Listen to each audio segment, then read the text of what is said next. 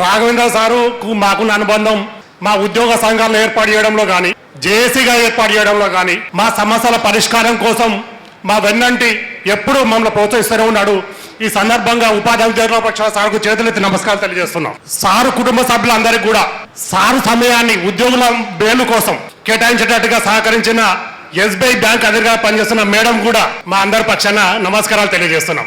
వారి కుటుంబ సభ్యులకు కూడా. సార్ మీ గురించి చెప్పాలంటే అందరూ చెప్పారు, మళ్ళీ రిపీట్ చేయడం బాగుండదు. కానీ ఉపాధి హామీ ఉద్యోగుల చిరకాల కోరికైన పే స్కేల్ అంశం మిగిలిపోయినది సార్. మీ సహకారం ఉంటే తప్పకుండా సాధిస్తాం సార్. మీ బ్లెస్సింగ్స్ ఉండాలని ఈ సందర్భంగా మా ఉద్యోగులందరి పక్షాన కోరుచున్నాం సార్. మా సిఆర్డీ ఆఫీసులో పనిచేసే మా అధికారులు, మా జాయింట్ కమిషనర్ నరసింహ సార్ కానీ, మా ఎంఎస్ గారు కానీ, సిఆర్డీలో దాదాపుగా 20 మంది ముఖ్యమైన అధికారులు ఉన్నారు.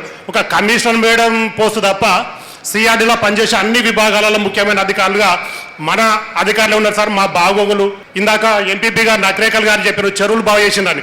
అంతా మన ఉపాధి ఉద్యోగుల కష్టం సార్. మీ ఆధ్వర్యంలో పనిచేసింది, మీకు తెలియంది కాదు. పే స్కేల్ సాధించడంలో మీ తోడ్పాటు లేని మాత్రం అది పూర్తిగా సార్. దయచేసి మీ రిటైర్మెంట్ అమ్మాయిని ఏదో గంట అరగంట మాకు కేటాయించి మా చిరకాల వాంఛైన మా 20 ఏళ్ల శ్రమైన తీర్చవలసిందిగా మరొకసారి మిమ్మల్ని ఈ సరైన సమయం కాకపోవచ్చు కానీ తప్పనిసరి పరిస్థితుల్లో చెప్తున్నాను సార్, నెరవేర్చవలసిందిగా మా గౌరవ అధ్యక్షులుగా మిమ్మల్ని మరొకసారి కోరుకుంటూ ఈ అవకాశం ఇచ్చినందుకు కృతజ్ఞతలు చేస్తున్నాం సార్. Thank you sir.